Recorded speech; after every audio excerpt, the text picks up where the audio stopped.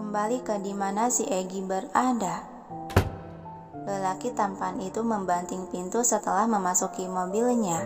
Dia terduduk di kursi kemudi dan ketika hendak menarik tali seat belt, tak sengaja pandangannya melirik kursi penumpang depan yang biasa jadi tempat duduk Anissa.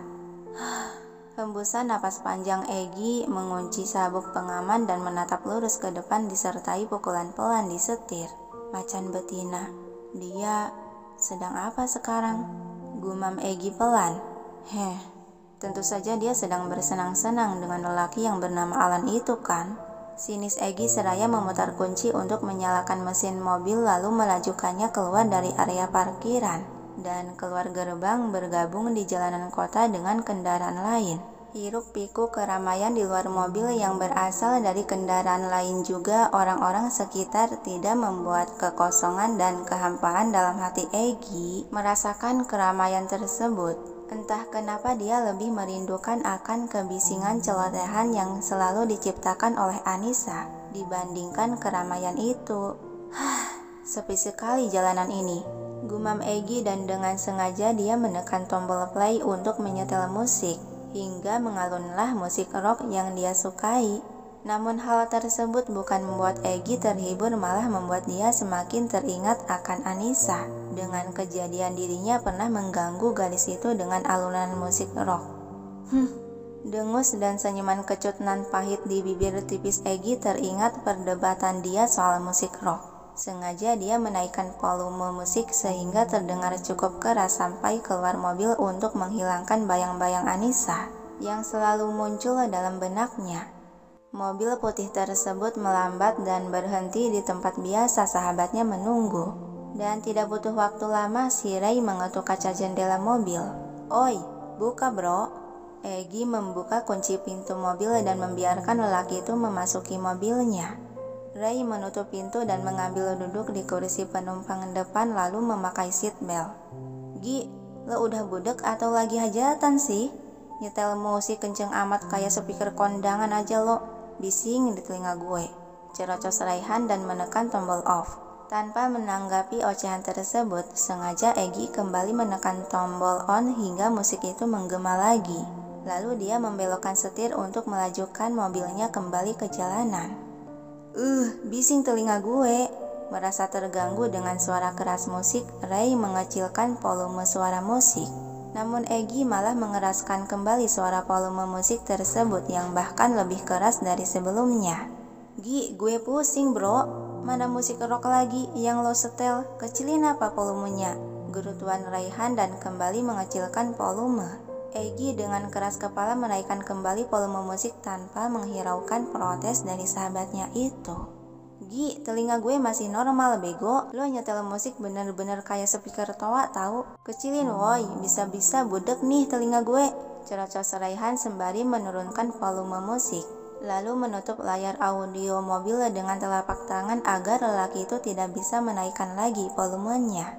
Melihat hal itu Egi mendelik tajam. "Singkirkan tangan lo." Dia menarik tangan yang menutupi layar. "Kagak, kepala gue pusing." Kekeh Raihan masih menempelkan rapat tangan ke layar audio. Hela napas panjang Egi yang malas berdebat, dia memilih fokus ke kemudi mobil dengan raut wajah dingin. Merasa telah aman, Raihan menurunkan telapak tangan lalu melirik lelaki di kursi kabin. "Lo napa Gi? Kagak biasanya lo nyetel musik sekeras tadi, dan lihat raut wajah lo juga kayak lagi ada sesuatu nih. Ada masalah apa nih?" "Tidak ada." Hanya jawaban datar dari Egi malah membuat Ray semakin penasaran. "Masa? Kalau kagak ada, kenapa toh wajah lo bisa kusut gitu?" Egi mendelik tajam. "Lo bisa diem? Gue lagi nyetir." Iya deh gue diem." Galak amat dah lo Gi. Heran gue. Kenapa orang galak kayak lo bisa dapetin guru les secantik bidadari? Lo gak galak-galak kan sama si Dewi gue? Celotehan tersebut sukses membangunkan memori panas penyebab pertengkarannya dengan Anissa tersiar lagi di otak Egi. Sehingga refleks Egi mengerem mendadak membuat lelaki yang sedang mengoceh itu terjungkal ke depan dengan kening kepentok pada dashboard depan. "Woi, lo kalau bawa mobil yang bener napa? jidat gue jadi benjol nih. Bisa-bisa hilang dong kegantengan gue jika benjol gini. Si Dewi bisa kabur nih lihat kegantengan gue berkurang, geru Tuan Raihan sambil mengusap kening yang memerah. Namun Egy sudah dikuasai oleh amarah yang sedang membara dalam dada. Tangannya di setir kemudi mengetat kuat seiring rahang dia mengkerat geram. Lalu secara cepat dan kasar Egy menarik kerah jas baju yang dikenakan si Raihan. "Oi, kenapa lo Gi? Ada apa bro? Kenapa main tarik-tarik gini? Apa salah gue?" Bingung Raihan menatap netera hazel lelaki di hadapan yang sedang menatapnya tajam penuh amarah. "Sekali lagi lo panggil dia Dewi, gue sobek bibir lo," ancaman Egy dengan suara menggeram. "Hah? Iya, tapi Gi, lo lepasin tangan lo di kerah gue. Gue nggak bisa napas," terbata Raihan yang napas dia tertekan akibat cengkraman di kerahnya sangat kuat seakan mencekik. Dengan kasar Egy melepaskan cengkraman di kerah lalu Egy mengusap wajahnya secara kasar dan dia memukul beberapa kali setir kemudi. Dan Raihan yang melihat hal itu dibuat keheranan. Lo kenapa Gi?" tanya dia setelah mengatur napasnya yang sudah kembali normal. Namun Egy memilih terdiam dan menjatuhkan keningnya di antara lengan yang berada di atas setir. Raihan menepuk bahu lelaki yang kelihatan sedang frustasi itu. "Ada apa bro? Gue yakin lo sedang ada masalah sampai lo bersikap seperti tadi terhadap gue." "Tidak, dan sorry soal tadi," kata Egy pelan yang masih terdengar jelas. Kembali Raihan menepuk pundak lelaki tersebut. "Santai bro, gue bukan orang pendendam. Lagian gue ini kan laki-laki, masa dikasarin dikit langsung lecet. Beda sama cewek, kalau dikasarin kayak tadi pasti dah hancur tuh luar dalam. Secara kan cewek itu rapuh." Mendengar hal itu seketika sekelebatan adegan saat dirinya mencengkram kuat lengan Anissa muncul di otaknya. Apa dia menangis karena hal ini?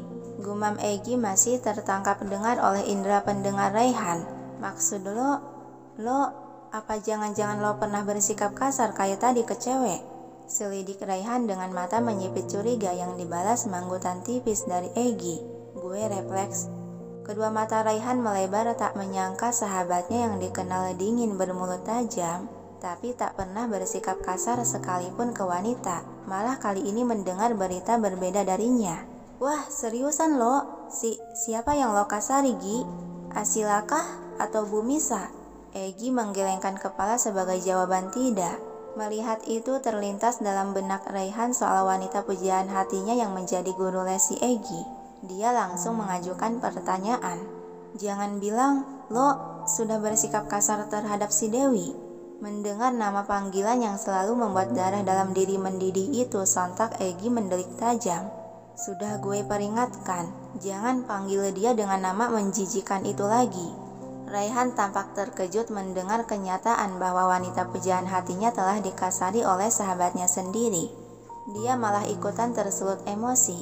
"Brengsek lo Gi, kenapa lo kasari si Dewi? Gue bilang berhenti memanggil dia dengan panggilan Dewi." Nyolot Egy sudah hilang kendali oleh amarah. "Kenapa hah? Dia hanya guru les lo. Suka-suka gue mau panggil apa tuh cewek?" Raihan tak kalah menyolot. "Dia bukan Dewi lo juga bukan guru les gue. Dan asal lo tahu, penyebab gue bersikap kasar terhadapnya itu semua gara-gara lo," bentak Egy. Kedua mata Raihan terbelalak terkejut akan ucapan tersebut. "Maksud lo apa hah? Gara-gara gue kenapa? Kesalahan lo membuat gue geram dan hilap berbuat kasar terhadapnya," ucap Egy dengan nada turun. "Memangnya perbuatan kasar apa yang lo perbuat padanya Gi? Dan sekarang di mana dia? Lo tidak menyuruh nyokap lo buat ngusir dia keluar kota kan? Katakan Gi, di mana dia?" tanya Raihan beruntun seraya memegang sebelah lengan lelaki tersebut. Egy menepis secara kasar. "Itu bukan urusan lo. Jelas ada urusannya dengan gue. Lo bilang si Dewi terlibat masalah dengan lo karena gue kan? Jadi jelas masalah si Dewi adalah gue bilang dia bukan Dewi lo," bentak Egy dengan suara tinggi dan tatapan tajam. "Kenapa lo sampai sekesal ini hah? Hanya karena gue memanggilnya Dewi gue? Serah gue dong mau memanggilnya apa." Raihan malah ikutan teriak terbawa suasana ketegangan memanas itu.